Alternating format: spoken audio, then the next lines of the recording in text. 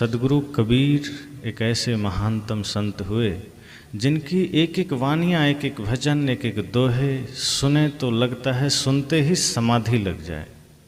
उन्होंने शब्दों में सत्य पिरोया है, उन्होंने शब्दों में इतना भाव भरा है।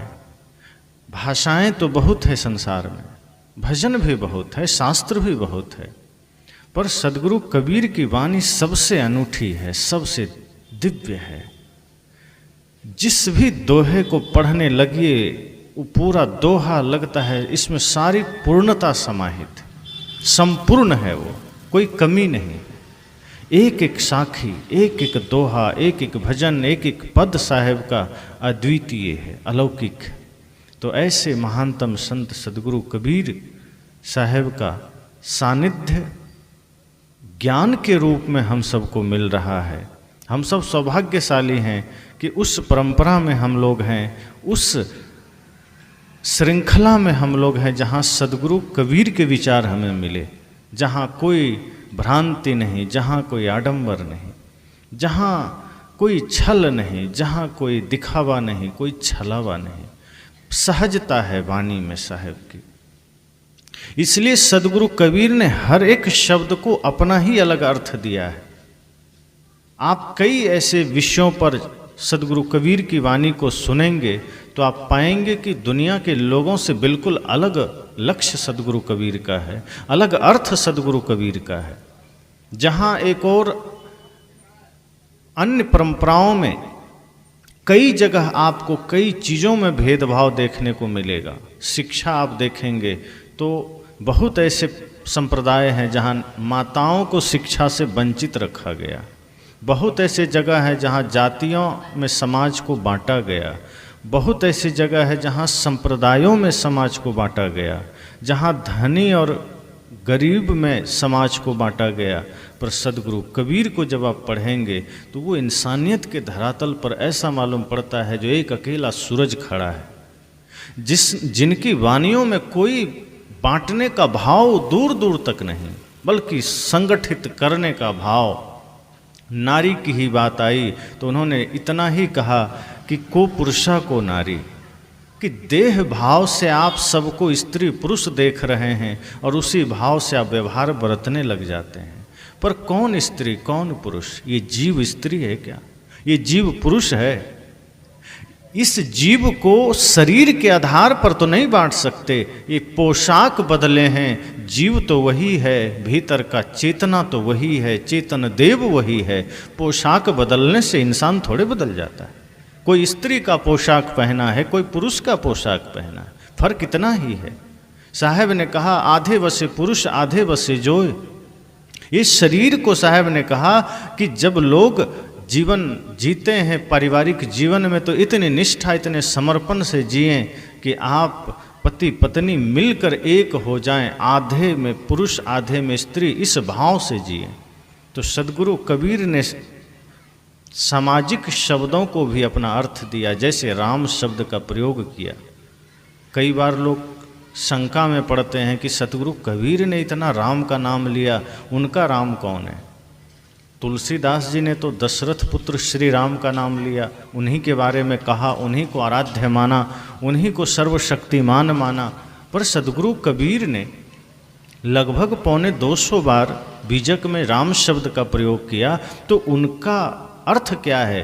वो किस राम की बात करते हैं? वो हरि के बारे में चर्चा करते हैं, किस हरि की बात करते हैं? तो सदगुरु कबीर ने सीधे अपने ही मुख से कहा कि हृदय बसे ते ही राम न जाना। मैं जिस राम की बात करता हूँ वो हृदय निवासी राम है। मैं जिस राम की बात करता हूँ वो श्री राम के हृदय में भी निवास करता है। मैं जिस राम की बात करता हूँ वो दशरथ के दिल में भी रहता है। और इसी को योगियों ने भी कहा रमनते योगिना यस्मिन इति रामा, कि जिसमें योगी रमन करते हैं वही राम है। तो सदगुरु कबीर ने राम नाम को भी अपना अर्थ दिया, सदगुरु कबीर ने हरि का भी अपना अर्थ दिया। साहब ने कहा जो आपके विकारों का हरण कर ले वही हरि है, वही गुरु है। सदगुरु कबीर ने हर एक शब्द का अर्थ दिया। और एक शब्द बड़ा प्रचलन में आया 1931 के बाद, जब गांधी जी ने प्रयोग किया हरिजन। उस शब्द का भी अर्थ सदगुरु कबीर ने बड़े ही भाव से अपने तरीके से दिया। शब्द पहले से चल रहा था, पर धीरे धीरे उस शब्द का अर्थ अनर्थ होता चला गया और अलग ढंग से लोगों ने प्रयोग किया। परंतु सदगुरु कबीर ने कहा, जो गुरु का जन है, जो हरि का जन है, वही हरिजन है। और आज हरिजन कहते ही यही भाव आता है, मतलब शूद्र होगा, कोई छोटी जाति का होगा। पर सदगुरु कबीर ने कहा नहीं, जो हरिजन है वो सबसे ऊंचा है। एक पद है साहब का, हरिजन 4 बरन से ऊंचा। तो लोगों ने कहा कैसे? तो साहब ने कहा ठीक है, कहीं ऐसे सत्संग हो रहा होगा। साहब तो कुटिया से निकलते थे, सत्संग शुरू कर देते थे। सदगुरु कबीर के समय में पंडाल की व्यवस्था नहीं थी, माइक की भी नहीं थी, खोज ही नहीं हुई थी इन सब की। तो वो निकलते थे अपना, और जहाँ भी कुछ लोग सुनने को राजी हो जाएं, वहीं पेड़ के नीचे बैठ गए और शुरू कर देते थे। तो ऐसा हुआ होगा कि साहब बैठे होंगे और हरिजन की चर्चा किए होंगे, क्योंकि लोगों को छूत माना गया। बहुत समय तक एक वर्ग को छूत कह दिया गया कि तुम मंदिर नहीं जा सकते। जो नीची जाति में जन्म लिया है वो मंदिर नहीं जा सकता, वो पढ़ नहीं सकता। तो इस समस्या को देखते हुए सदगुरु कबीर ने कहा होगा कि हरिजन 4 वर्ण से ऊंचा। ये जो 4 वर्ण बनाए गए, इससे भी ऊंचा हरिजन है। तो लोगों को तो आश्चर्य हुआ होगा, ये कैसे? साहब तो बिल्कुल एक नई बात कह रहे हैं कि हरिजन 4 वर्ण से ऊंचा, कैसे? तब साहब कहेंगे बैठो, बता रहे हैं। आगे साहब कहते हैं, नहीं मानो तो साखी दिखाऊं, सबरी के घर सबरी के फल खाए जूठा। उन्होंने कहा, अगर तुम्हें भरोसा नहीं होता है तो शास्त्र दिखाऊं, साखी दिखाऊं, क्योंकि लोगों के मन में सवाल तो होंगे। कोई भी बात आदमी ऐसे थोड़े मानता है। आपको ही कोई बात कही जाए तो आप कहेंगे प्रमाण क्या है, शास्त्र में लिखा है क्या? अगर शास्त्र में लिखा है तभी मानेंगे। तो सदगुरु कबीर तो सारे शास्त्र और सारे तर्क और सारे प्रमाण लेकर बैठते थे, कोई भी बात हवा में नहीं कहते थे। वो सारे शास्त्रों का अध्ययन करके बैठे थे, वो सारे योग, सारे हठ योग करके बैठे थे, सारी साधना करके बैठे थे, सभी मतपंथ संप्रदायों को जानकर बैठे थे। तो जैसे ही लोगों ने कहा कि हरिजन 4 वर्ण से ऊंचा, आप कह तो रहे हैं, लेकिन कैसे? और सबसे पहली बात तो ये हरिजन है क्या? साहब ने कहा, हरिजन मतलब जो हरि का जन है, जो हरि का आदमी है, जो भी गुरु में आस्था रखता है, जो भी भगवान में आस्था रखता है, जिसका जीवन छल से रहित है, कपट से रहित है, जिसका जीवन निश्छल है, वही हरि का जन है। और ये 4 वर्णों से श्रेष्ठ है, ऊंचा है। लोगों ने कहा कैसे? साहब ने कहा, नहीं मानो तो साखी दिखाऊं, सबरी के फल खायो जूठा। कि देखो, राम जी का प्रसंग आप सब सुनते हैं, हालांकि इस पर बहुत ज़्यादा कई बार लोग विवाद भी कर देते हैं। साहब कहते हैं हमें विवाद नहीं करना चाहिए, हमें जो अच्छाई है उसे ग्रहण कर लेना चाहिए और जो बुराई है उसे छोड़ देना चाहिए। हम सब करते क्या हैं, अच्छाई ग्रहण करने में देरी कर देते हैं, उसको ग्रहण नहीं करते हैं, बुराई है उसको पहले ले लेते हैं। लेकिन ऐसा कहाँ करते हैं? इसे अध्यात्म में ही करते हैं, धर्म में करते हैं, बाहर ऐसा नहीं करते हैं।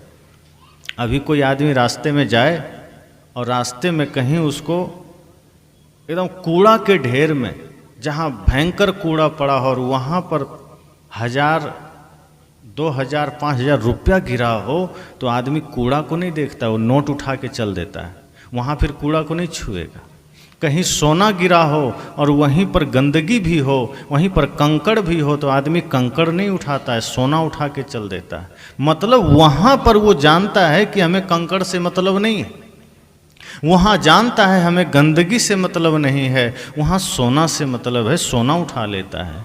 पर जब हमें किसी महापुरुष, किसी शास्त्र से अच्छाई लेने की बात हो तो हम वहाँ से बुराई ले लेते हैं। तो अभी बहुत सी चर्चाएं होती है कि राम जी ने सबरी का फल नहीं खाया था, बेर नहीं खाया था, और ये सत्य भी है। जो आप वाल्मीकि रामायण पढ़ेंगे, अध्यात्म रामायण पढ़ेंगे, और रामचरितमानस तीनों पढ़ेंगे तो वहाँ पर ये स्पष्ट रूप से कहीं नहीं है कि राम जी को सबरी ने जूठे बेर खिलाए थे। फल से स्वागत किया, जंगल का कंद मूल फल दिया, इतनी चर्चा है। उसके बाद राम जी ने उसे ग्रहण किया, लेकिन ये कहीं नहीं है कि राम जी ने जूठे बेर खाए। तो ये कहाँ से आया? तो ये रामानंद सागर जी ने अपनी जो रामायण की रचना है सीरियल की, उसमें उन्होंने जोड़ा, पर हम इसे सकारात्मक ढंग से ले सकते हैं। वहाँ पर वो दर्शाना चाह रहे थे कि माता शबरी भक्ति की पराकाष्ठा में थी।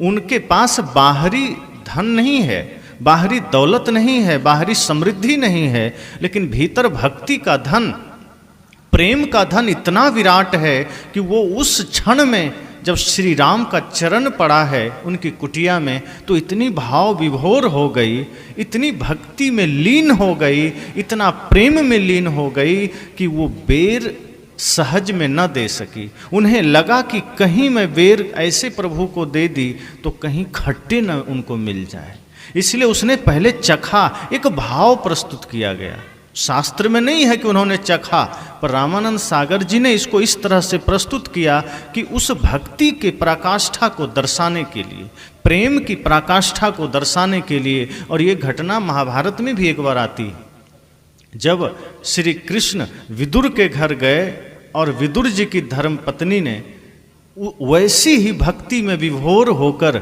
श्री कृष्ण को केला जब खिला रहे थे, तो इतनी भक्ति में लीन हो गई कि छिलका कृष्ण को पकड़ा रही थी और केला फल वो कूड़े में डाल रही थी, और कृष्ण भी उस भक्ति का मान रखने के लिए छिलका ही खाने लगे। तब विदुर जी आए और उन्होंने कहा, ये तुम क्या कर रही हो? अरे छिलका खिला रही हो कृष्ण को।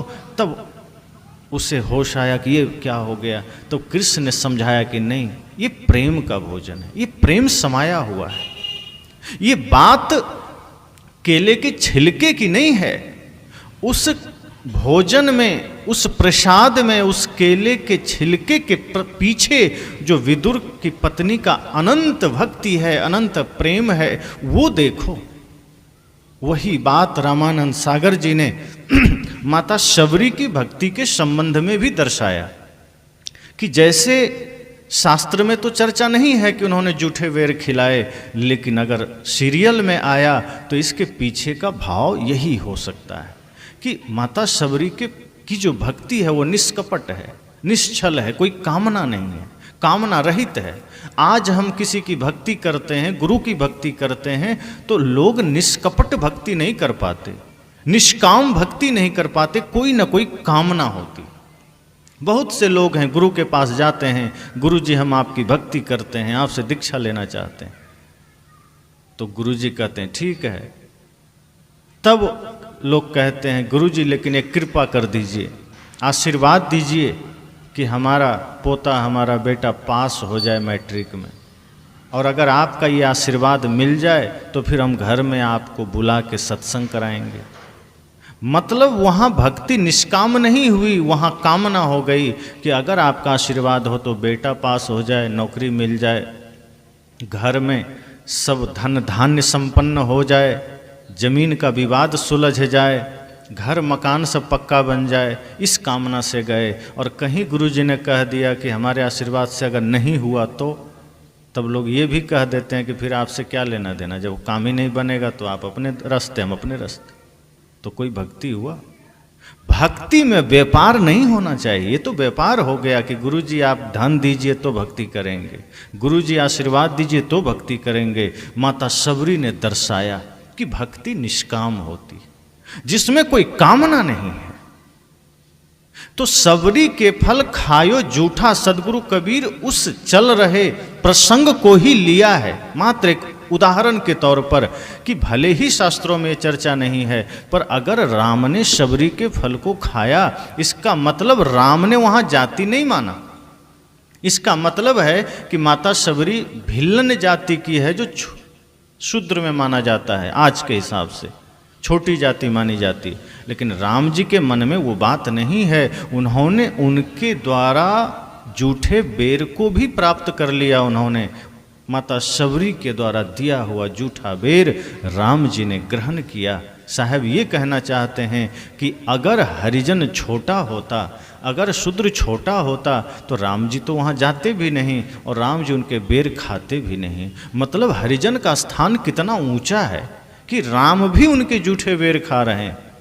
और लेकिन इस प्रसंग पर बहुत सारे लोग विवाद में लग गए कि नहीं, शास्त्र में ऐसा है, नहीं है, खाया नहीं खाया। साहब कहते हैं खाया नहीं खाया ये राम जी को सोचने दो, हम क्यों टेंशन में। राम जी ने अगर खाया नहीं खाया, माता शबरी ने खिलाया नहीं खिलाया, इस झगड़े में पड़ने से अच्छा है अगर हम उसका भाव ग्रहण कर सकें। मान लीजिए शास्त्र में ये प्रसंग नहीं ही है तो क्या घट गया। अगर ये प्रसंग जोड़ ही दिया गया तो इसके भाव को लेना है कि भक्ति ऐसी होनी चाहिए, भक्ति ऐसी करिए जिसमें कोई कामना हो ही नहीं। और जिस दिन निष्काम भक्ति कर लेंगे, साहब ने कहा, फिर वो व्यक्ति श्रेष्ठ हो जाता है, फिर उससे बड़ा कोई नहीं है। और यही ज्ञान तो साहब ने जीवन भर दिया। सदगुरु कबीर ने क्या कहा? सदगुरु कबीर का दर्शन ही है कि एक त्वचा हाड़ मलमूत्रा, एक रुधिर एक गुदा, एक बूंद से सृष्टि रची है, को ब्राह्मण को शूद्रा। उन्होंने कहा मेरा तो जीवन पर्यंत यही संदेश है कि पूरी सृष्टि एक है, किसी में कोई भेद नहीं। अगर कोई जाति के आधार पर किसी को छुआछूत किसी से मानता है तो वो आदमी आदमी नहीं है। कोई धन के आधार पर किसी से छुआछूत मानता है वो आदमी नहीं हो सकता। कोई संप्रदाय के आधार पर किसी को नीच मानता है वो आदमी नहीं हो सकता। और कोई अगर भाषा के आधार पर किसी को नीच मानता है, साहब कहते वो आदमी नहीं हो सकता। सब में वही खून है, सब में वही हड्डी है। ब्राह्मण ने कहा कि मैं बड़ा कुल में जन्म लिया, मैं बड़ा हो गया। क्षत्रिय ने कहा मैं क्षत्रिय कुल में जन्म लिया, मैं उसके बाद मैं बड़ा हूँ। वैश्य ने कहा फिर मैं हूँ, और शूद्र सबसे नीचे है। तो तभी तो साहब ने कहा ये कई त्वचा हाड़ मल मूत्रा एक रुधिर कूदा। कहा तुमको भरोसा नहीं है, तुम सब कहते हो बड़े कुल में जन्म लिए। तो ये बताओ, सबके अंदर जब हड्डी वही है, रक्त वही लाल है, मांस मज्जा वही है, फिर तुम किस आधार पर बड़े हुए? बड़ा होने का पैमाना किसी की जाति नहीं हो सकती। कोई व्यक्ति जाति से बड़ा नहीं होता, व्यक्ति कर्म से बड़ा होता है। और कर्म जब बिगड़ जाए तो आप जानते हैं ना, रावण ब्राह्मण कुल में जन्म लिया, कर्म बिगड़ गया, राक्षस बन गया कि नहीं।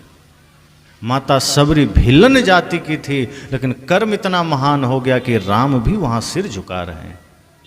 कर्म महान होता है, कर्म ही इंसान की पहचान है।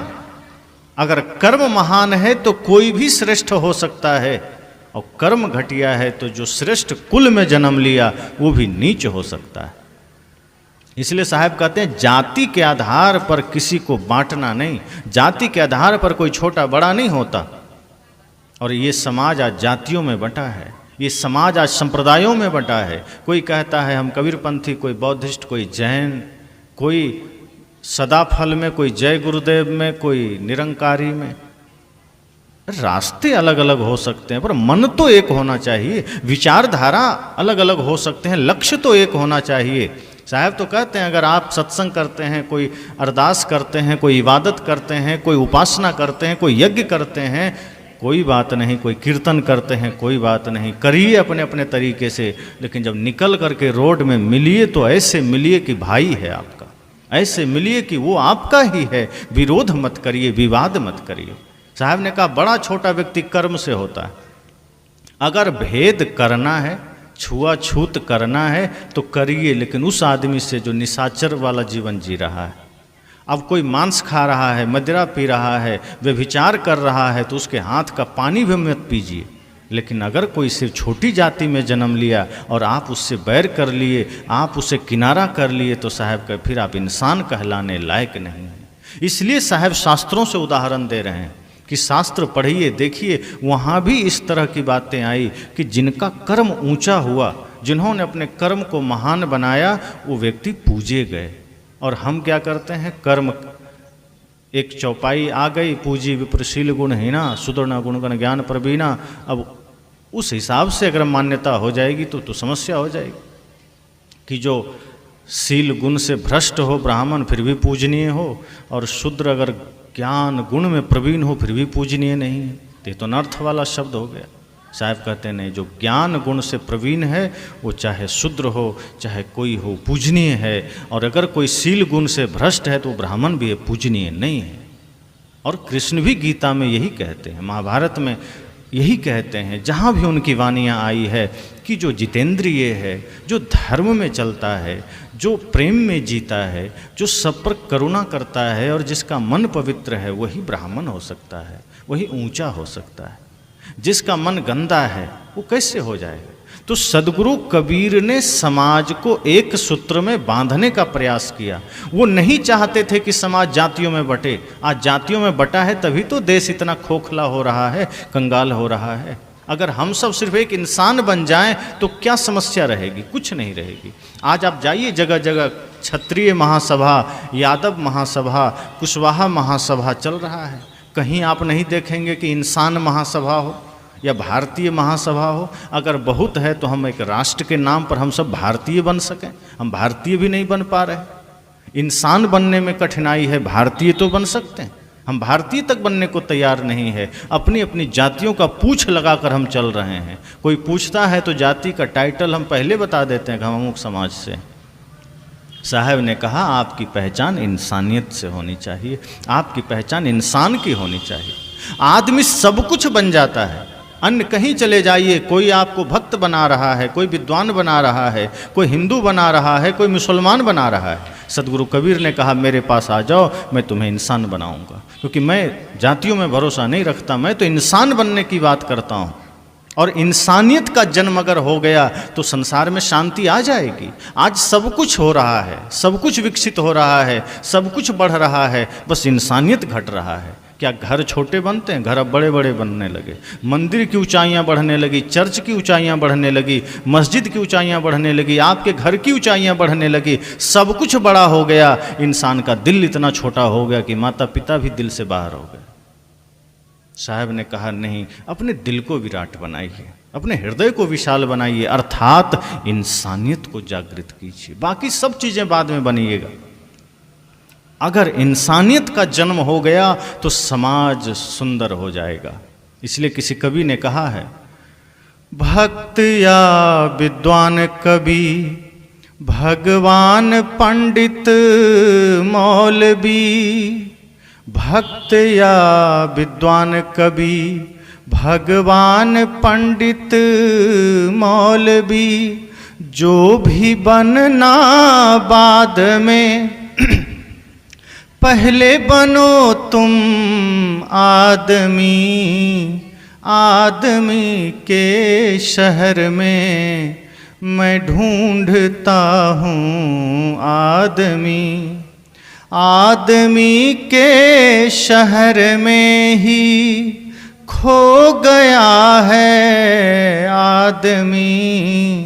आदमी के शहर में मैं ढूंढता हूँ आदमी। किसी ने कहा मैं आदमी के शहर में आदमी खोज रहा हूँ। लोगों ने कहा क्या पागलपन है, चारों तरफ आदमी ही है। कहा मुझे कोई आदमी दिख ही नहीं रहा। कहा ये तो सब आदमी है। कहा नहीं, पूछो, कोई आदमी नहीं है। आप किसी से पूछिए तुम कौन हो तो कहेगा मैं ब्राह्मण हूँ। किसी से पूछे तुम कौन हो तो मैं राजपूत हूँ। तुम कौन हो? मैं यादव हूँ। तुम साहू हूँ। आदमी कहाँ है? किसी से पूछो तुम कौन? मैं कबीरपंथी। तुम कौन? मैं वैष्णव, मैं जैन, मैं बौद्ध। साहब ने कहा कोई आदमी नहीं दिख रहा। सब कुछ ना कुछ टाइटल लेके खड़ा है, कोई ना कोई पदवी लेके खड़ा है। इंसानियत की बात ही नहीं। कोई जाति से अपने को बड़ा मान रहा है, कोई पढ़ लिया तो बड़ा मान रहा है, कोई पद में है तो बड़ा मान रहा है। जिस दिन आदमी का कर्म बड़ा हो जाएगा उस दिन खुद बड़ा कहने की आवश्यकता नहीं पड़ेगी। बड़ा आदमी होता है झुकने से, बड़ा होता है विनम्रता से, बड़ा होता है सबके प्रति करुणा का भाव रखने से। बड़ा वही है जिसमें बड़ा स्वभाव हो। बड़ा वो नहीं है जो जिसको पद बड़ा मिल गया, दो चार लोग साथ चल दिए। बड़ा वो नहीं जो ऊंची कुल में जन्म ले लिया। राजसु यज्ञ में श्री कृष्ण ने संतों के चरण धोए जूठे पत्तल उठाए। क्या कहा था युधिष्ठिर ने? कहा सारे कार्यों का बंटवारा हो गया, अब कोई काम नहीं बचा। श्री कृष्ण ने कहा मुझे भी तो कोई जिम्मेदारी दे दो। सभी ने कहा अब तो कोई काम बचा ही नहीं, सब हो गया।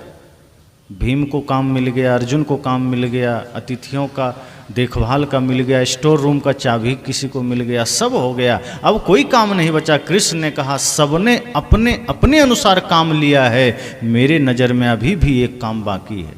सोचिए, भगवान श्री कृष्ण सब लोग सम्मान दे रहे हैं, सबसे पूजनीय हैं, और उनकी दृष्टि कहाँ है? लोगों ने कहा अब कौन सा काम बचा? कृष्ण ने कहा जो संत आएंगे उनका चरण में धोऊंगा और जूठे पत्तल में उठाऊंगा। और उन्होंने किया, तो वही कृष्ण हो सकता है। कृष्ण होना साधारण बात नहीं।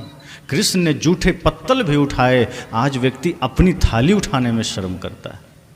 श्री कृष्ण भले ही गोवर्धन उठाए हो ना उठाए हो, गोवर्धन एक प्रतीक है, अर्थात बड़ी जिम्मेदारियों को अपने कंधे पर उठाना वो गोवर्धन उठाना जैसा ही है। कोई पहाड़ उठाए हों इसकी तो कल्पना भी नहीं कर सकते, लेकिन निश्चय ही वो प्रतीक इस बारे में हो सकता है, निश्चय ही वो संकेत इस बारे में हो सकता है कि छोटी सी उम्र में उन्होंने अपने संपूर्ण जीवन में इतनी जिम्मेदारियां उठाई, इतने संसार का भार उठाया कि गोवर्धन से तुलना कर दिया गया। आज एक आदमी छोटा सा गोबर नहीं उठा सकता, वो गोवर्धन क्या उठाए? साहब ने कहा कि हरिजन 4 वर्ण से ऊंचा, ये हरिजन है, ये चारों वर्णों से ऊंचा है, लेकिन हम वो हरिजन होना ही नहीं चाहते।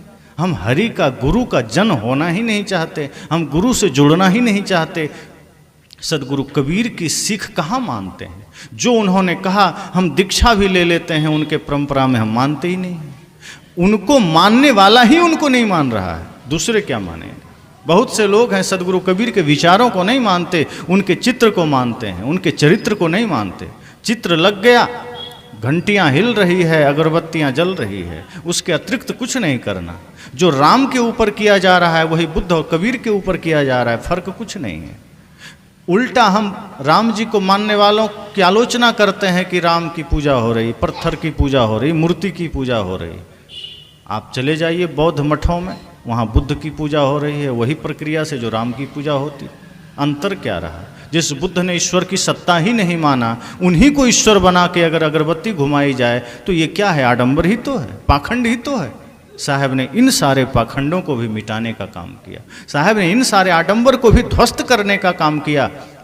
माता पिता गुरु सर्वोपरि देव हैं, इनका आदर करना, लेकिन ध्यान रहे किसी भी महापुरुष का निरादर भी मत करना। साहब कहते हैं कि कहीं आप किसी समाज में चले जाइए, अगर वहाँ उनके अनुसार से कोई भक्ति, कोई सत्संग चल रहा है, वहाँ भी हाथ जोड़ लेना, नफरत मत करिएगा। हम करते क्या है कि अपना परंपरा सदैव ऊपर कर लेते हैं, अपना पंथ हम ऊपर कर लेते हैं, दूसरे का नीचा दिखाते हैं, बस इंसान वहीं जुड़ नहीं पाता है और हमारे बीच विरोध की दीवार खड़ी हो जाती है। हम कहीं कपड़ों में बंट जाते हैं, कहीं तिलक में बंट जाते हैं, कहीं माला में बंट जाते हैं। एक बार एक जगह कार्यक्रम था तो संजोग ऐसा था कि वो लोग कबीर पंथ से नहीं थे, वो राम जी की उपासना करते थे।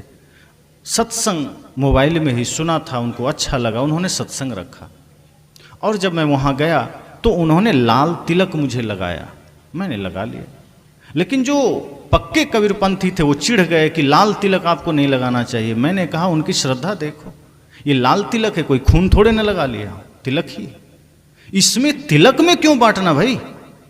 हम तिलक में बंट जाते हैं, कपड़े में बंट जाते हैं। भाव को देखिए कि वो व्यक्ति सदगुरु कबीर के विचार को समझने लगा है, सदगुरु कबीर के उस मानवतावादी विचार को स्वीकार करने लगा है, और आस्था पूर्वक अगर उसने लाल तिलक ही लगा दिया तो समस्या क्या हो गई? हम अगर सफ़ेद में बंध गए तो बंधना ही तो हुआ। तिलक ये भी है, तिलक वो भी है। एक संत बड़ा बढ़िया इस पर कह रहे थे कि आप किसी भी चीज़ को सकारात्मक लीजिए। रंग और कपड़े में बटेंगे तो फिर बंटते ही चले जाएंगे, फिर हम वही करेंगे जो उन्होंने किया है। उन्हें सफ़ेद स्वीकार नहीं, आपको लाल स्वीकार नहीं, अंतर क्या रहा? सत्य के लिए प्रयास कीजिए, चिन्हों के लिए प्रयास मत करिए। एक संत ने कहा कि जैसे सूर्योदय होता है, वो लाल वस्त्र ओढ़े थे तो किसी ने कहा आपको शोभा नहीं देता, आप श्वेत धारण कीजिए। कहा क्यों? लाल वस्त्र में क्या दिक्कत है? कहा देखो जब सुबह सूर्योदय होता है सूरज लाल होता है, अस्त होता है तब भी सूरज लाल होता है, एक प्रतीक है। ये वस्त्र एक प्रतीक है। जब लाल वस्त्र कोई ओढ़ा है तो इतना ही भाव है कि जब सूर्योदय हो रहा है तो जीवन का भी सूर्योदय हुआ है। जैसे अस्त हो रहा है, जीवन का कब अस्त हो जाए कोई पता नहीं, तो ये वस्त्र हमारे सूर्योदय और जीवन के अस्त का प्रतीक है। इसलिए लेकिन सदगुरु कबीर ने श्वेत वस्त्र को क्यों चुना? क्योंकि साहब ने कहा ये शांति का प्रतीक है, ये अहिंसा का प्रतीक है, ये प्रेम का प्रतीक है। श्वेत वस्त्र सच्चाई का प्रतीक है। सभी वस्त्र में, सभी रंगों में श्वेत मूल है, तो मूल गहे ते काम है ते मत भरम भुलाओ। इसलिए साहब ने श्वेत को चुना। लेकिन इसका ये अर्थ नहीं है कि बाकी वस्त्र, बाकी रंग को हम गाली दे दें, बाकी रंगों को हम तिरस्कार कर दें। श्वेत मूल है, इसी पर सारे रंग चढ़ते हैं। लेकिन इसका अर्थ ये नहीं कि हम दूसरे का निरादर करें। कहीं रास्ता चलते किसी ने आपको कहा आइए हमारे कथा में बैठ जाइए, आप श्रद्धा से चले जाइए, ताकि इंसानियत को जोड़ने वाला जो भाव है वो जिंदा रह सके। ऐसा नहीं कि हम उन इंसानियत के कड़ी को ही तोड़ते चले जाएं। अगर कोई प्रणाम कर लिया तो प्रणाम कर लीजिए, कोई साहेब बंदगी किया तो साहेब बंदगी कर लीजिए। एक व्यक्ति ने कॉल किया मुझे, उसने कहा जय भीम, मैंने भी कहा जय भीम। एक ने कहा नमो बुद्धाय, मैंने भी कहा नमो बुद्धाय। एक ने कहा जय श्री राम, जय श्री राम। जो जिस भांति बोलता है मैं बोल देता हूँ। अगर मैं पहले बोल रहा हूँ तो मैं साहेब बंदगी बोलता हूँ, अगर उसने पहले बोल दिया है तो मैं उसी के अनुसार बोलूँगा।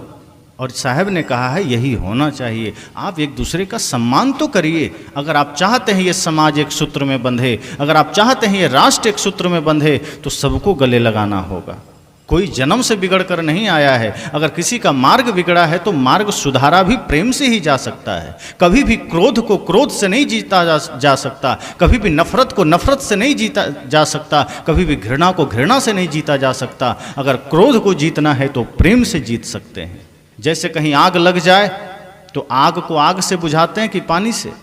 आग लग जाए तो आप पानी से बुझाते हैं। अगर कहीं नफरत की आग जल रही है और इधर से हम भी नफरत की ही आग लेके खड़े हो गए तो दोनों आग मिलकर के भयंकर आग बनेगी और समाज टूटेगा, समाज बिखरेगा और ज़्यादा समस्याएं खड़ी होगी और ज़्यादा द्वेष बढ़ेगा। इसलिए अगर कहीं नफरत की आग लोग जला रखे हैं, घृणा की आग जला रखे हैं, साहब कहते हैं वहाँ आप शीतल बन जाइए, प्रेम की फुहार चलाइए। इसलिए तो साहब कहते हैं बाहर मारे चोट। मैंने कहा था अंदर हाथ सहार दे, बाहर मारे चोट। अंदर प्रेम का हाथ रखिए, बाहर आडंबर को थोड़ा थोड़ा साफ भी करिए। साहब ये नहीं कहते कि आंख बंद कर लीजिए। आडंबर के सामने आंख बंद भी नहीं करना है, भ्रम के सामने आंख बंद भी नहीं करना है, लेकिन भाव प्रेम का रखिए और निष्पक्षता से धीरे धीरे धीरे धीरे आगे बढ़ते रहिए। तो साहब ने कहा हरिजन चार वर्ण से ऊंचा। ये जो हरिजन है ये चारों वर्णों से ऊंचा है। ये ब्राह्मण, ये क्षत्रिय, ये वैश्य, ये शूद्र, उससे भी ऊपर हरिजन है जो गुरु का जन है, जो गुरु की आज्ञा में चलने वाला जीव है, वो सबसे ऊंचा है। इसलिए उन्होंने कहा नहीं मानो तो साखी दिखाऊं, सबरी के फल खायो जूठा। राम ने सबरी का फल जूठा खाया। वहाँ उन्होंने ये नहीं देखा कि जूठा है, उन्होंने ये उनकी भक्ति को देखा, उनके प्रेम को देखा। कोई किसी जाति का हो, अगर आप कभी जाएं तो उसकी जाति मत देखिए, उसके भाव और उसकी पवित्रता को देखिए। अगर कोई ऊंची जाति का आदमी है और उसका जीवन पवित्र नहीं है, उसका कर्म पवित्र नहीं है, तो पानी भी मत पीजिए। लेकिन कोई छोटी जाति का है और वहाँ अगर आपको दिखे कि उसकी जीवन में पवित्रता है, उसके मन में पवित्रता है, उसका परिवेश में पवित्रता है, बैठकर भोजन कर लीजिए, कोई दिक्कत नहीं है। वही समझना भगवान का भोजन है। तो सदगुरु कबीर यही भाव चाहते हैं। वे कहते हैं समाज को जातियों में मत बांटिए, वर्णों में मत बांटिए।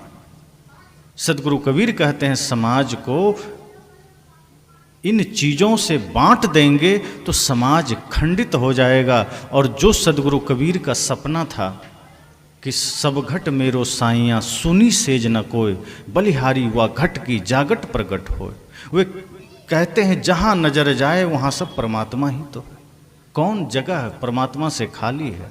कहते हैं ना, एक बार गुरु नानक देव काबा गए, मक्का या मदीना, तो मस्जिद में जिधर पश्चिम तरफ जहाँ मस्जिद की दीवार थी उधर पैर करके सो गए। तो मौलवी आए, उन्होंने कहा अरे ये क्या कर दिया, खुदा अल्लाह की तरफ पैर कर दिया, उधर हटाओ पैर हटाओ। तो नानक ने कहा जहाँ तुम्हारा खुदा नहीं है उस दिशा में मेरा पैर कर दो। मौलवी सकपका गया हो, तो अब उसे समझ में आया कि बहुत बड़ी बात बोल दिया नानक ने। कहा तुम ये मान रहे हो कि उधर ही अल्लाह है, इसका अर्थ है कि बाकी दिशा में तुम्हारा अल्लाह नहीं है। मतलब जो तुम कहते हो जर्रे जर्रे में खुदा है, फिर तो झूठ। अगर उधर तुम्हारा अल्लाह है तो इधर किसका है, उधर किसका है, दाएं बाएं किसका है, तो उधर कर दो। उन लोगों को समझ में आ गया कि नानक ने कितनी बड़ी बात कह दी। साहब ने भी कहा जब आप कहते हैं सब घट में परमात्मा बैठा है तो छुआछूत किससे मान रहे हो? जब कहते हो सब दिल में राम बैठा है तो विरोध किससे कर रहे हो? इसका मतलब विरोध फिर आप राम से ही तो कर रहे हो, विरोध आप परमात्मा से ही तो कर रहे हो। अगर हर नारी के भीतर जगदम्बा बैठी है तो आप अपमान जगदम्बा का ही तो कर रहे हो। आप मंदिर गए जगदम्बा के, वहाँ सिर झुकाए, तमेव माता च पिता तमेव बंधुश्च सखा करके आ गए और नारी का अपमान कर दिए। मतलब आपने नारी का नहीं जगदम्बा का अपमान किया है, आपने जगत जननी का अपमान किया है। और साहब कहते हैं यही बात मैं कहना चाहता हूँ कि आप सब घट में उसी परमात्मा को देखिए, उसी भगवान को देखिए, उसी भगवती को देखिए। जब देखेंगे उस प्रेम की नज़र से, उस श्रद्धा की नज़र से, तो कहीं नफरत नहीं दिखेगा, फिर कहीं विरोध नहीं दिखेगा, फिर सब लगेगा मेरा ही है।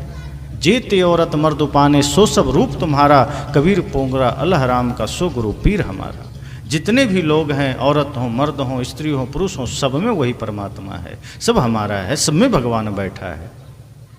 साहब ने कहा इसलिए समाज को एक सूत्र में अगर बांधना है, एक सूत्र में लाना है, तो अपने अपने भीतर के नफरत की दीवारों को गिराना होगा, अपने अपने भीतर के संप्रदाय की दीवारों को गिराना होगा। ये जो हम लोगों ने अलग अलग संप्रदाय खड़ा करके सब बंध गए, इसी वजह से और भी विसंगतियाँ आई। किसी ने कहा ये मेरा संप्रदाय तुम्हारा खत्म, दूसरे का कोई मतलब नहीं। किसी ने कहा मेरे यहाँ ही स्वर्ग मिलेगा, दूसरे के यहाँ नरक मिलेगा। ऐसे अपने संप्रदाय में भी, अपने समाज में भी ऐसे लोग हैं, अलग अलग जगह अपना बैठे हैं और वहाँ से उनका ये कहना है कि हमारे पास ही मिलेगा स्वर्ग का रास्ता, बाकी गुरु आपको नरक में ले जाएंगे। ऐसा कहने वाले भी लोग, कोई ये कहने को स्वीकार राजी नहीं है, स्वीकार नहीं कर रहा कि ज्ञान जहाँ भी मिल जाए वहाँ से ले लीजिए, जो भी सच्चे गुरु मिल जाए उनको सिर झुकाइए। नहीं, मेरे अलावा कोई सच्चा गुरु नहीं है, ये कहने वाले भी लोग हैं। वो आदमी भ्रम में पड़ता है, कैसे समाज एक होगा। कई लोग ऐसा भी सोचते हैं कि कबीर साहब के अलावा कोई अच्छे संत नहीं है, ये भी गलत बात है। हो सकता है वैचारिक रूप से कहीं छोटा कमी ज़्यादा हो सकती, पर अगर हम सिर्फ कबीर साहब को ही सर्वोपरि मानते हैं तो फिर बुद्ध में क्या कमी है, महावीर में क्या दोष है, संत रैदास में क्या दोष है, मीराबाई में क्या दोष है, फिर हम खो देंगे। और सदगुरु कबीर को ही श्रेष्ठ मानना, बाकी को निकृष्ट मानना, ये कबीर साहब को ही ना मानने के समान है। क्योंकि कबीर साहब ऐसा कभी नहीं कहते हैं कि मेरे अलावा किसी को मत मानो, मेरा ही शरण गहो, किसी का मत गहो। वो तो कहते ही नहीं, वो तो स्वयं कहते हैं अरे भाई कहीं कबीर जो अब की बूझे सोई गुरु हम चेला। वो तो सिर्फ यही कहने को राजी है कि जो मेरी बात को सिर्फ समझ लेगा वो गुरु हो जाएगा, मैं चेला हो जाऊंगा। वो तो कह ही नहीं रहे कि मैं ही परमात्मा। वो तो कहते हैं हो हुजूर ठाड़ कह तो अब तय समर समार। वो तो कहते हैं आप सब हुजूर हैं, स्वामी हैं, मालिक हैं। तो हम सबको निष्पक्ष बनना चाहिए। सदगुरु कबीर का दर्शन यही। हम अपने अपने भीतर के जब नफरत की दीवार गिरा देंगे, आलोचना की दीवार गिरा देंगे, निंदा की दीवार गिरा देंगे, तो फिर दिखेगा, उस पार का सत्य दिखेगा। अभी हम कहीं नफरत का पर्दा लगा रखे हैं। अब हम कहते हैं क्या करें, इतने दिन से भक्ति कर रहे हैं, इतने दिन से भजन कर रहे हैं, इतने दिन से धर्म से जुड़े हैं, लेकिन जीवन में सत्य का प्रकाश नहीं है, जीवन में आनंद नहीं है, कैसे होगा। धर्म से जुड़े हैं लेकिन कहीं नफरत का पर्दा लगा है, कहीं घृणा का पर्दा लगा है, कहीं संप्रदाय का पर्दा लगा है, कहीं शास्त्र का पर्दा लगा है। साहब कहते हैं सारे पर्दे गिरा दीजिए। जैसे आप कमरे में बैठे हैं और आप सूर्योदय हो जाए, आपकी खिड़कियां बंद है, दरवाजे बंद हैं, पर्दे लगे हैं, और आप कह रहे हैं क्या करें, सूरज का प्रकाश नहीं आ रहा है। तो सूरज का प्रकाश ऐसे कैसे आ जाएगा। आप खिड़की खोलिए, पर्दा हटाइए, तब तो सूरज का प्रकाश आएगा। खिड़की भी लगा है, ऊपर से पर्दा भी लगा है। साहब कहते हैं अगर सूरज का प्रकाश कमरे में चाहिए तो खिड़की खोलनी पड़ेगी, पर्दा हटाना पड़ेगा। और ज़्यादा प्रकाश चाहिए तो दरवाजे खोलने पड़ेंगे। और ज़्यादा प्रकाश चाहिए तो दीवार गिरानी पड़ेगी। और ज़्यादा प्रकाश चाहिए तो खुले मैदान में आना होगा जहाँ कोई दीवार ही ना हो। इसी तरह सत्य का धरातल है, इसी तरह मानवता का धरातल है कि अगर आपको सत्य की अनुभूति चाहिए, प्रेम की अनुभूति चाहिए, परमानंद की अनुभूति चाहिए, तो सारी दीवारें गिरा दीजिए। संप्रदाय की, मत पंथ की, ईर्ष्या की, द्वेष की, नफरत की, घृणा की, परदोष दर्शन की। और जब सारी दीवारें गिर जाएगी तो सब में परमात्मा का दर्शन होने लगेगा। अभी नहीं हो रहा। लोग कहते हैं कण कण में राम है। सदगुरु कबीर तो कहे घट घट में राम है, पर लोग मानते हैं कण कण में राम है। पर जो लोग कहते हैं कण कण में राम है वो मानते ही नहीं हैं। अगर ऐसा होता तो जो लोग कह रहे हैं कण कण में राम है वो मछली खा जा रहे हैं, इसका मतलब वो राम को ही खा रहे हैं। क्या मछली में राम नहीं है? जो कह रहे हैं कण कण में राम है वो मुर्गी का गला तोड़ रहे हैं, बकरे को मार रहे हैं, सूअर को मार रहे हैं। और जो कह रहे हैं जर्रे जर्रे में खुदा है वो गाय काट के खा रहे हैं। तो क्या गाय में खुदा नहीं? इसका मतलब वो कहते हैं मानते नहीं हैं। और वो जीव हत्या में लगे हैं, नशा में लगे हैं, आदमी कुछ साग मूली की तरह काटने वाले लोग लगे हैं। इसी जीवन में आकर के मनुष्य शरीर को पाकर के कितने जघन्य अपराध लोग किए चले जा रहे हैं, कितने कितने नाम पर। इसलिए साहब ने कहा हरिजन चार वर्ण से ऊंचा, अपनी कीमत मत घटाइए, गुरु से जुड़ जाइए, गुरु के आदर्शों को स्वीकार करिए, गुरु के वचनों को स्वीकार करिए, फिर आपसे श्रेष्ठ कोई नहीं है। श्रेष्ठ वो है जिसका मन पवित्र है। श्रेष्ठ वो नहीं है जिसने बहुत ज़्यादा संपत्ति इकट्ठा कर ली। श्रेष्ठ वो नहीं है जिसके पास शास्त्रों का ज्ञान है। साहब कहते हैं जिसके पास प्रेम है उससे बड़ा कोई पंडित नहीं। पोथी पढ़े पढ़े जगमुआ पंडित भया ना कोई, ढाई आखर प्रेम का पढ़ाई सो पंडित हो। कहा जो सज्जन है, जो संत है, जिसके जीवन में प्रेम है, उससे बड़ा ना कोई पंडित है, ना हो सकता है। जो सिर्फ शास्त्रों को पढ़ा है, जिसने सिर्फ शब्दों को पढ़ा है, वो पंडित हो ही नहीं सकता। जिसने सत्य को पढ़ा है, प्रेम को पढ़ा है, वही पंडित है। तो सदगुरु कबीर ने समस्त आडंबरों से मुक्ति का मार्ग दिया है। सदगुरु कबीर ने जीवन जीने का सरल और सस्ता मार्ग दिया है। इसलिए साहब ने कहा कि हरिजन चार वर्ण से ऊंचा, नहीं मानो तो साखी दिखाऊं, सबरी के फल खायो जूठा। अगर राम ने सबरी का फल जूठा खाया, ये प्रसंग नहीं भी है शास्त्र में, कोई दिक्कत नहीं, पर ये भाव लेने की आवश्यकता है कि ये भक्ति का भाव दिखाना है कि कितनी भक्ति होनी चाहिए, कैसी भक्ति होनी चाहिए। हम भक्ति कहाँ करते हैं? कामना है, स्वार्थ है, कपट है, मंदिर में पूजा भी चल रही है, मन में पाप भी चल रहा है, मुख में राम बगल में छुरी, कपट चल रहा है।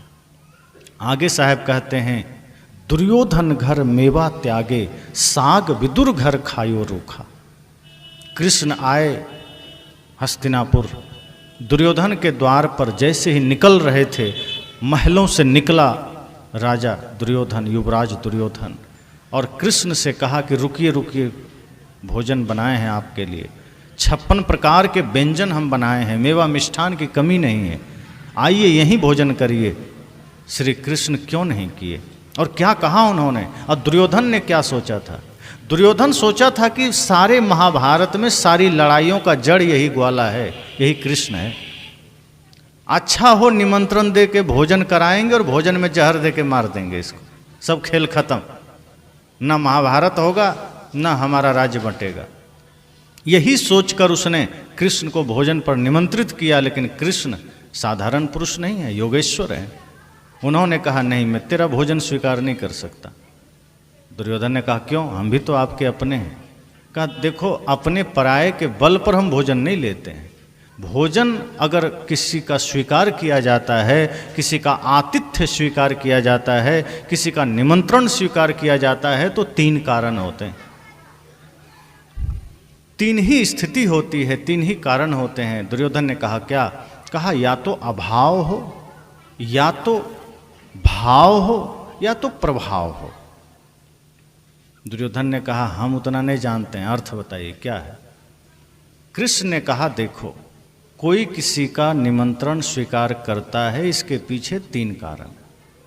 मान लो या तो आदमी भूखा है, दरिद्र है, भिक्षुक है, गरीब है, उसे कई दिनों से खाने को नहीं मिला, तब वो किसी का भी निमंत्रण स्वीकार कर लेता है। फिर वो अभाव में निमंत्रण स्वीकार कर लिया। उसके पास कुछ भी नहीं है, वो दरिद्र है, तब तो अभाव में वो किसी का आतिथ्य स्वीकार करता है। और दुर्योधन, अभाव मेरे पास बिल्कुल भी नहीं है, धन संपदा में मैं तुमसे भी ऊपर हूं, इसलिए अभाव के कारण मैं तुम्हारा निमंत्रण स्वीकार नहीं कर सकता। और दूसरी बात है प्रभाव। तो प्रभाव की बात यह है कि कोई आदमी दबंग है, बहुत बड़ा ताकतवर आदमी है, शक्तिशाली है, प्रभावशाली है, उसकी बातें कोई डर से काट नहीं सकता है, लोग डरते हैं, भय रखते हैं। तो उसने अगर कह दिया कि मेरे यहाँ तुम्हारा भोजन है, आके कर लेना, तो आदमी डर से जाके खा लेता है। यानी प्रभाव में कि किसी का इतना भयंकर प्रभाव है कि वो आदमी जाता है, डर से खा आता है। श्री कृष्ण ने कहा, और प्रभाव तो तुम्हारा मेरे ऊपर कुछ भी नहीं है, क्योंकि मेरे प्रभाव के सामने तुम जीरो हो। तो ना तो अभाव है जो मैं तेरा भोजन करूं, और ना तो तेरा इतना प्रभाव है कि मैं तेरा भोजन करूं। और अंतिम बात भाव की, प्रेम की, तो वो तो कभी तुम्हें हुआ ही नहीं जो मैं तेरा भोजन करूं। तुम्हारे भोजन में वैसे भी अहंकार की गंध आ रही है, और जिस भोजन में अहंकार समाया हो वो भोजन कभी करना नहीं चाहिए, क्योंकि वो मन मस्तिष्क को बदल देता है। अन्न जैसा करेंगे, जिस हाथ का करेंगे, आपका मन वैसा बन जाएगा। अगर आपने पाप से कमाया हुआ अन्न को खा लिया है तो निश्चित है आपकी बुद्धि बदल जाएगी। और एक बात और ध्यान दीजिए, माताएं आप सब भोजन बनाती हैं, अगर भोजन बनाते समय आपने विषाद में भोजन बनाया है, क्रोध में बनाया है, उद्विग्न अवस्था में बनाया है, फिर वो भोजन जहर बन जाएगा। और उस भोजन को कोई भी ग्रहण करेगा वो विक्षिप्त हो सकता है, वो प्रभावित हो सकता है। इसलिए कितनी भी समस्या आ जाए, भोजन बनाते समय अपने आप को इतना पवित्र कर लीजिए, इतना मन से शांत हो जाइए, विनम्र हो जाइए, और इस भाव को जागृत कर लीजिए कि हम परमात्मा का भोग तैयार कर रहे हैं, हम परमात्मा के लिए भोजन बना रहे हैं। और जिस घड़ी आपने भोजन को श्रद्धा, भक्ति, प्रेम से बनाया, उसमें आप नमक, मिर्च, मसाले सब डालिए, लेकिन भोजन में प्रेम भी डालिए, श्रद्धा भी डालिए, भक्ति भी डालिए। और जिस दिन आपने भोजन श्रद्धा, भक्ति और प्रेम से बनाया, वो भोजन फिर अमृत से भी ज़्यादा स्वादिष्ट बन जाता है। कृष्ण ने कहा, जिस भोजन में अहंकार हो, जिस भोजन में नफरत हो, जिस भोजन में घृणा हो, वो भोजन कृष्ण कभी ग्रहण नहीं करता। इसलिए दुर्योधन घर मेवा त्यागे, साग विदुर घर खायो रूखा। भले ही तू राजपुत्र है, लेकिन मैं तेरा भोजन स्वीकार नहीं कर सकता। विदुर भले ही दासी पुत्र हैं, पर मैं उसका भोजन स्वीकार करूंगा, क्योंकि उसके साग रोटी में भी अमृत से बढ़कर स्वाद है। क्यों? क्योंकि विदुर जी के घर में भक्ति का निवास है, विदुर जी के हृदय में भक्ति है, विदुर जी की पत्नी के हृदय में भक्ति है। और जब भक्ति, प्रेम, श्रद्धा से रसोई बनती है तो फिर उससे ऊंचा कुछ भी नहीं है। तो कृष्ण के उदाहरण से सद्गुरु कबीर ने संकेत दिया कि यदि कोई व्यक्ति श्रद्धा से भोजन बनाए, कोई व्यक्ति प्रेम और पवित्रता से भोजन बनाए, तो फिर ये मत पूछे कि तुम किस जाति का हो। आज तो आदमी जाति पूछ के भोजन करता है। साहब ने कहा, अगर उसके भीतर भक्ति है तो फिर कोई जाति नहीं, फिर वो भक्त है, और भक्त से बड़ा फिर कोई नहीं है। तो जिसके जीवन में भक्ति है, जिसके जीवन में प्रेम और श्रद्धा है, उसका भोजन स्वीकार कर लेना। जिसके भोजन में छल है, जिसके भोजन में कपट है, जिसके मन में कपट है, उसका भोजन त्याग देना। कृष्ण ने कहा कि तेरा भोजन मैं नहीं ले सकता, मैं तो चला विदुर जी के घर, वहीं साग रोटी खाऊंगा, और खाया। आगे साहब ने कहा, राजा युधिष्ठिर यज्ञ एक ठाने, बाजे घंट न विप्र भय झूठा। उन्होंने कहा कि एक यज्ञ करवाया युधिष्ठिर ने, और उसमें ये कहा गया कि सभी पंडितों के, ब्राह्मणों के भोजन करने से अगर घंटा बज गया तो समझना यज्ञ सफल हो गया, यज्ञ सार्थक हो गया। तो यज्ञ हुआ और बहुत से ब्राह्मण बुलाए गए, बहुत से विप्र बुलाए गए, लेकिन घंटा नहीं बजा, वो विप्र सभी झूठे हो गए। साहब कह रहे हैं कि राजा युधिष्ठिर यज्ञ कठाना, बाजे घंट न विप्र भय झूठा, लेकिन घंटा बजा ही नहीं। और लोगों ने कहा कि ये तो झूठ हो गया, कैसे होगा, कैसे बजेगा? इसका मतलब क्या हुआ कि जिसका मन पवित्र होगा, जिसका जीवन पवित्र होगा, जिसका आचरण पवित्र होगा, ऐसे ब्राह्मण, ऐसे व्यक्ति के भोजन करने से, प्रसाद करने से घंटा बजेगा। एक काल्पनिक घटना है, इसमें कोई यथार्थता मालूम नहीं पड़ती। यहाँ पर साहब ने जो बात कहना चाहा है वो समझने की है। साहब ने कहा कि राजा युधिष्ठिर ने जो यज्ञ किया उसके पीछे का उद्देश्य ये था कि यज्ञ करेंगे, सफलता अगर सच्चे मन से हम यज्ञ कर रहे हैं इसका प्रमाण क्या है? जगत कल्याण के लिए यज्ञ कर रहे हैं, ये सफल हुआ कि नहीं हुआ इसका अर्थ कैसे पता चलेगा, इसका प्रमाण कैसे पता चलेगा? तो ब्राह्मण भोजन करेंगे, पंडित भोजन करेंगे, उनके भोजन करने से अगर घंटी अपने आप बज गई तो समझ जाइए यज्ञ सफल हो गया। पंडित आए, भोजन किए, नहीं बजा। लोगों ने कहा इसका मतलब युधिष्ठिर का यज्ञ सफल नहीं हुआ, मतलब जिस ब्राह्मण ने, जिस पंडित ने भोजन किया उसका आचरण ठीक नहीं। अब जिसका आचरण ठीक नहीं है वो ऊंचे कुल में भी जन्म लिया तो पंडित नहीं हो जाएगा। पंडित वो है जिसका कर्म पवित्र है। अब बहुत से पंडित हैं मांस खाते हैं, गुटखा खाते हैं, बीड़ी पीते हैं। साहब कहते हैं ऐसे लोगों के लिए कि फिर वो पंडित नहीं है, फिर वो जाति से तो पंडित है, आचरण से फिर वो शूद्र ही है। शूद्र कौन है? जिसका आचरण अपवित्र है, जिसका कर्म पवित्र है। और ब्राह्मण कौन है? जिसका कर्म पवित्र है। तो कर्म के आधार पर देखें तो सब ब्राह्मण बन सकता है, और जो नहीं कर्म महान किया वो शूद्र बन सकता है। कबीर साहब ने कहा घंटा बजा नहीं, लोगों ने कहा ये ब्राह्मण किसी काम का नहीं। विप्र के भोजन करने से भी घंटा नहीं बजा, इसका मतलब ये विप्र सही नहीं है, इसका ज्ञान सही नहीं, इसका आचरण सही नहीं, इसका जीवन सही नहीं। ये जाति का विप्र है, ये कर्म का विप्र नहीं है। तब किसी ने कहा ऐसे व्यक्ति को बुलाओ जिसका कर्म ऊंचा हो। और तब साहब ने क्या कहा? कहीं कबीर स्वपच के जेवे, बाजे घंट गगन चढ़े ऊंचा। साहब ने कहा कि तब स्वपच भगत जो डोम जाति के थे उनको बुलाया गया, और उन्होंने जैसे ही प्रसाद जमा उन्होंने भोजन ग्रहण किया, घंट ऊपर बजने लगा, लोग तालियां बजा दिए। कि ब्राह्मण के भोजन से भी घंटा नहीं बजा, पर स्वपच भगत के भोजन करने से घंटा कैसे बज गया? इसका अर्थ साहब ने इतना ही कहा। इसका मतलब यह है कि भक्ति का किसी के पास कॉपीराइट नहीं है, ज्ञान का कॉपीराइट नहीं है कि किसी एक वर्ग के पास है। इसका मतलब किसी जाति का भी व्यक्ति भक्ति करके महान बन सकता है। भक्ति बीज पलटे नहीं, जो जुग जाए अनंत, ऊंच नीच घर जन्म भय, भय संत के संत। भक्ति में इतनी शक्ति है कि अगर अगला जन्म में ऊंचा नीचा कुल भले हो सकता है पर संत ही रहेंगे, मन से, ज्ञान से, आचरण से। तो साहब ने कहा कि ये जो जातिवाद का जहर है, ये जो संप्रदाय का जहर है, इसे मिटाने की आवश्यकता है। सब इंसान है, ये स्त्री पुरुष तो सिर्फ पोशाक है, इसका भी भेद नहीं करना है। बहुत से समाज में माताओं को पढ़ने का अधिकार नहीं दिया गया, ये कुछ कर नहीं सकती। दिगंबर जैन समाज में तो आज भी ये माना जाता है कि नारियां मुक्ति नहीं पा सकती, उनको मर करके मनुष्य शरीर धारण करना होगा तब मोक्ष पा सकती हैं। पर सदगुरु कबीर ने कहा नहीं, सब पा सकती हैं, सबको अधिकार है। जो भी साधना करेंगे, जो भी तप करेंगे वो मोक्ष पा लेगा, वो मुक्ति पा लेगा। बहुत से कथावाचक हैं जो बड़े बड़े अपने को आचार्य कहते हैं, वे कहते हैं नारियों को गद्दी पर बैठने का अधिकार नहीं है, नारियों को शास्त्र बाँचने का अधिकार नहीं है, नारियों को संन्यास लेने का अधिकार नहीं है, नारियों को मंदिर में जाने का अधिकार नहीं। साहब ने कहा ये तो पाखंड है। जिस नारी से हम सब ने जन्म लिया, जो जननी है, उस जननी को ही अस्वीकार कर दिया। जिसके वजह से हम गद्दी में बैठने लायक बनते हैं, उसी माँ का अपमान कर दिया। साहब ने कहा नहीं, ये नहीं चलेगा।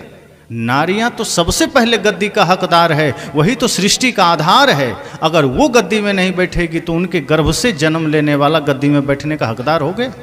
जिस नारी के गर्भ से हमने जन्म लिया वो नहीं बैठ सकती और हम हकदार हो गए। साहब ने कहा ये सारे पाखंड चलते रहे, इन सारे पाखंड को मिटाने की आवश्यकता है। नारियां पूजनीय है, नारियां आदरणीय है, वो मातृ का रूप है। और जिस नारी में जननी सम जाने हो पर नारी, तुलसीदास जी ने कहा कि जननी तो नारी, नारी जननी का रूप है, माँ का रूप है। और जब हम नारी में जननी का रूप देखते हैं तो फिर उससे श्रेष्ठ कोई नहीं है। वो सिंहासन का हकदार नहीं, सिंहासन तो उसका शोभा बढ़ाता है। हम ये नहीं कहें कि नारी सिंहासन पर बैठने का हकदार है। अरे माताओं के सामने तो बड़े बड़े सिंहासन और व्यास गद्दी भी छोटी पड़ जाती है।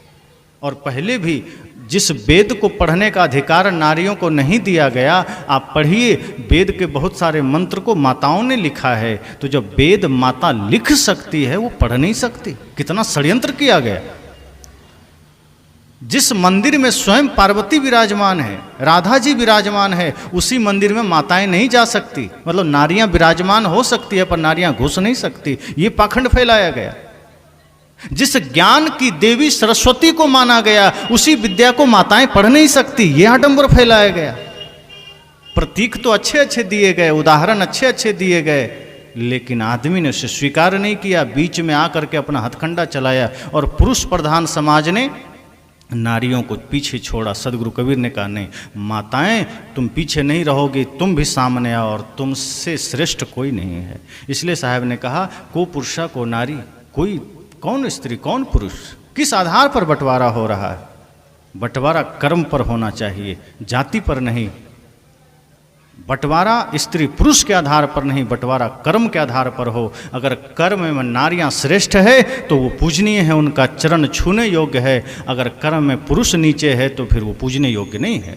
तो गद्दी में बैठने का अधिकार, शास्त्र वांचने का अधिकार किसी वर्ग विशेष को नहीं है, किसी व्यक्ति विशेष को नहीं है। जिसने भी बढ़िया कर्म किया वो बैठ सकता है। अगर माताएं तप से, साधना से, ध्यान से, योग से उस योग्यता को हासिल कर ले तो वो गद्दी का अधिकारी हैं। और आज अपने बहुत से पंथ में आज माताएं अपनी साधना से, अपनी तपस्या से समाज को दिशा दे रही हैं। व्यास गद्दी पर भी बैठ रही हैं, मंचासीन होकर साधकों को दिशा दे रही हैं। और हमारे छत्तीसगढ़ में आप देख ही रहे हैं, आप सब जानते हैं, अद्भुत है यहाँ का जीवन। यहाँ तो नारियों में इतनी साधना की प्रबल इच्छा है कि इतनी साध्वियाँ बाहर कहीं नहीं दिखती कबीर पंथ में। और वे लोग भी साधना कर रहे हैं, अपने जीवन को साधना के पथ पर लेके चल रहे हैं, त्यागमय जीवन जी रहे हैं। जबकि माताओं को कठिन है थोड़ा इस जीवन में रहना।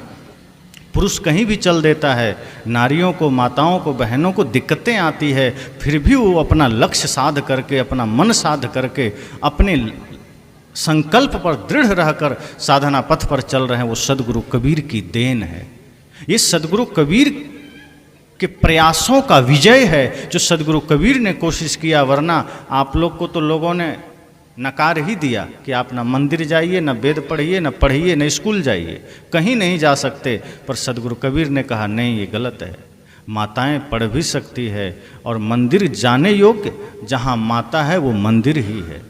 जहाँ स्वयं नारी है वो मंदिर का रूप है। जिस घर में माँ है वो घर मंदिर बन जाता है। तो मंदिर जाने की बात कौन कहे? नारियां जहाँ है वो घर ही दिव्य हो जाता है। इसलिए हमारे वेद के ऋषियों ने कहा मातृदेवो भव। पहले उन्होंने ये नहीं कहा कि शिवजी देवो भव या रामजी देवो भव, उन्होंने कहा मातृदेवो भव, कि जो माता हैं ये देवता हैं, पर उनकी दिव्यता को हमें पहचानने की आवश्यकता है। नारियां संपूर्ण गुणों की खान हैं। इसी तरह उन्होंने पितृदेवो भव कहा, पिता देवता हैं, और अंत में आचार्य देवो भव, गुरु देवता है।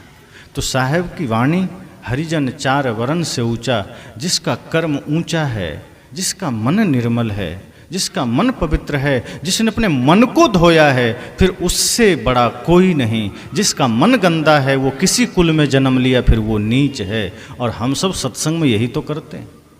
शरीर को बस नहीं धोना है, कपड़े को बस नहीं धोना है, मन को भी धोना है, क्योंकि गंदगी मन में है और हम तन को धो रहे हैं।